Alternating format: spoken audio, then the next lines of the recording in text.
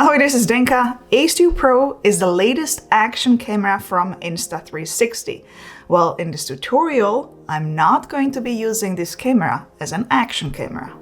You will learn at least 20 things you may not know, settings and its hidden features. If you just got Ace Pro, you will learn lots about camera settings and how to use different camera photo and video modes. The first thing I'm going to do when it comes to photo mode is to answer one question that is popping up quite a bit in the comments lately. Should you select 4:3 or 16:9 aspect ratio when it comes to photos? The answer is simple. 16:9 is perfect for landscape photography. It has a wider field of view, so you can get more background in the shot to create longer images. 4:3 is great for portraits or photos of objects and macro shots, as it focuses more on the object than the background. What is the difference between JPEG, PureShot, and PureShot plus RAW? And when can you enable HDR? JPEG is just standard compressed format that takes photos the simple way. PureShot gives you more dynamic range, it reduces noise. The images are more vibrant. It's perfect for low light conditions. RAW images are not processed. They have the most data, so you can edit them on your own in programs such as Lightroom. All these three formats are available in both 50 megapixel and 12.5 megapixels. But HDR is only available in 12.5 megapixels. You can see it right here. When you select 50 megapixel, it is off. When you switch to 12.5 megapixels, it's on. When you select 50 megapixels, you're not going to get zoom option. You can only take photos with one-time zoom. If you select 12.5 megapixels, you can zoom 2 times without quality loss. If you are going to be taking some street shots like these, you might want to try 2 new Leica color profiles, as this camera has Leica Summarit lens. You will get to it by swiping left on the screen and accessing color profiles. The first one is Leica Natural. It has low saturation and high contrast that is suitable for urban photography, architecture, and scenes with distinct light and shadows. The second color profile is Leica Vivid. This one is suitable for family, still life, and colorful scenes, as it has high saturation and brightness, enhancing the warmth of a scene with rich, colorful shots. There are 2 more settings I would like to explain, as they can be confusing to some. The first one is metering mode. There are 2 available, matrix and face priority. Quite simply, if you film a person or yourself, select face priority. If you film scenery, select matrix. If you find that the pictures are a bit too bright, especially in highlights and sky, you can bring the exposure value down a bit. Minus 0.3 to minus 0.7 is good on a bright sunny day. The last thing you want to select is field of view. Mega view is ideal for cityscapes. If you tweaked the settings with me, don't forget to save it as a preset so you don't accidentally change it. You can save up to 20 custom presets for different shooting scenes, scenarios. And it's actually quite simple. Go to presets at the top and tap on plus icon to add a new preset. Scroll to customize settings for one, hit edit. If you wish, you can still tweak those settings further and hit save. This setting should be on every single camera, including smartphones. The next mode I'm going to explain is plain video mode, so you can save it as another preset. Let's go straight to resolution and frame rates. Let's start with 8K. What are the settings for 8K footage? First of all, 8K offers 24, 25, and 30 frames per second.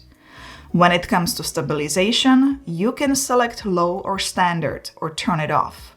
As I am using this camera as non-action camera in this video, I'm going to select standard, as this is the highest stabilization I can get. HDR is not available, and you will get only default one-time zoom. Let's swipe left and go to camera settings. Go down where you will see video sharpness.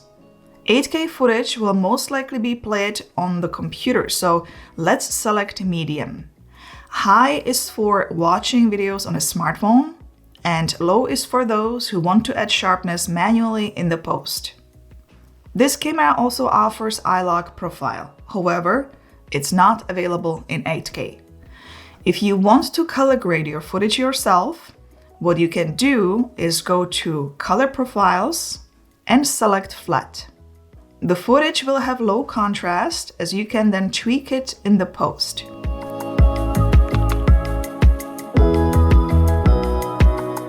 By default, the bitrate of this camera is set to standard. If you want high bitrate videos, swipe down, go to Settings, go to Image Settings and change it here to high. Another thing you might want to enable is the grid. Just swipe down. Here it is.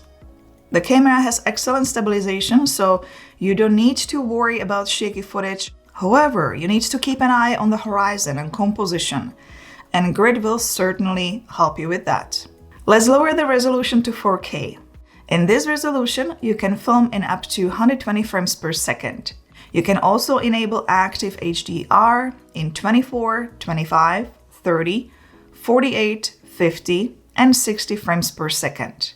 You will also get another level of stabilization, which is high. Let's keep it on high. Let's swipe left to get to camera settings. If you want to film in eye lock profile, you can enable it in 4K. It will be available for filming between 24 and 60 frames per second. It's not available for 100 and 120 frames per second. You can enable color preview, so you don't have to look at eye lock washed image. It is preview only. Insta360 has conversion LUT available on their website. You can just download it and then apply it in the post. The next thing you need to know is how to use the record button. There is a lot more to it than just start and stop recording. If you press and record a video and quickly realize that this is not something you want to keep, you can long press to cancel the recording. The video will not be saved. You will save space on memory card and your time going through all the footage later. Another thing you can do, which is very helpful, is to pause recording by tapping on the screen. To resume recording, you just press the shutter button or tap the record button on the screen. Once you are all done with recording, you just hit the stop button on the screen. If you, however, change your mind and still would like to add more recording to the certain clip, you still can. Go to Gallery, select the clip you want to add on, and hit Continue Recording. By the way, whenever you're recording a video, you can take a photo while you are recording. If you will be recording very long clips, it is a good idea to swipe down and enable AI highlights. The little icon will show up right here, which means that once you record the clip and go to Gallery, AI will suggest parts of the clips that are the most interesting. You can still access the full recorded video. Another thing you can also do is mark interesting moments yourself while recording. Simply hit record and tap this icon to mark the moment. It will be much easier to find the right moment in the clips. When you record the first time with this camera, you will notice the vibration, the sound, the lights on, everything will be enabled. That can be quite disturbing to some people if you are filming in public while traveling. And if you are introverted just like me and like to stay low-key, disabling some of these settings make the whole shooting experience much more enjoyable. Swipe down, go to Settings, then General, and lower the prompt sounds to low or even mute completely if this is what you prefer. Indicator light and vibration can be turned off here as well, and also front screen display. The only time I would enable the front screen display is if I would be filming or taking photos of myself. Ace Pro 2 has great low light performance in PureVideo mode. Let's select this mode and go to resolution. By default, the stabilization is set to standard. If you find that this is not enough for you, you can bring it up to high.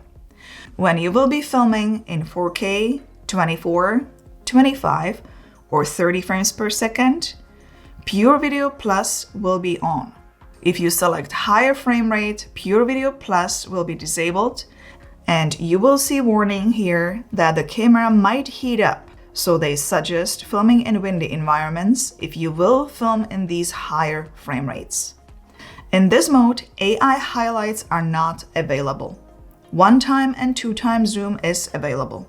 If you will be filming cityscape, once again, it is best to select Mega Field of View.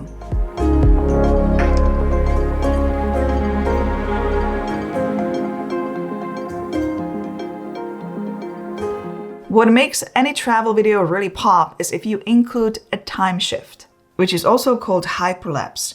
You will be able to capture here large areas, showing it in shorter time. Let's go to time shift. AI highlights are disabled and dewarp field of view is on by default. This will give you wide angle with minimum image distortion. Time shift will be filmed in 4K resolution, 30 frames per second only, and standard stabilization will be on by default. High is not available here, only low. Before you hit the record button, you might want to align the main subject in the middle between those guidelines. Once you start recording, you can switch between recording the time shift in normal speed or variable speed. In the center, you will see the final length of the video on the right. It is best to walk in a steady speed. Try avoiding bouncing up and down.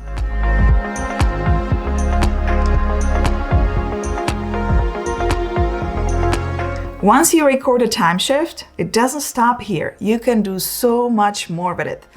And here's another tip. You can level it up even more. Go to Insta360 app and go to Editor. Here you can tweak your clip further and even enable Dolby Vision. What I want to mention, however, are the effects. You can animate this further, even create a split screen effect. Try it out. Another mode I would like to explain in this video is FreeFrame Mode, as it's going to save you a lot of time if you need both vertical and horizontal videos. If you use just a regular video mode, you have to record two separate clips. In FreeFrame Mode, you just record one clip. Let's just go right in. In this mode, you can film in 4K up to 60 frames per second, and you can also enable active HDR. You can keep the frame guides on, so you have the subject always in the middle for vertical content, or you can disable it if you just don't need it. As you are recording a video, you can also take a snapshot here. Once you open the clip in Insta360 app, at the top is where you can select the aspect ratio you need. When you tap the zoom icon at the bottom, here is where you can select different fields of view. Another tip is for recording yourself as you vlog. Open Record Page in the app and enable Horizon Lock and start recording. Now you don't need to worry about keeping the perfect horizon with your hand. The camera will do just that for you, so you can just go on with vlogging and feel relaxed. There is also full 360 horizon lock as another option. After using it this entire time to film this video, I actually liked it. I actually enjoyed it. When you travel, you don't want to bring too much gear with you. And if you do a lot of adventures and this is your main action camera, I understand why they created this kit. By adding this, it feels like a little point and shoot camera. It gives you better grip, and you can add additional accessories such as microphone or extra light. It's a bit heavy though, there is a weight to it. I actually really like the shutter button at the top. It's great, it feels very natural. I'm going to link it all below for those interested.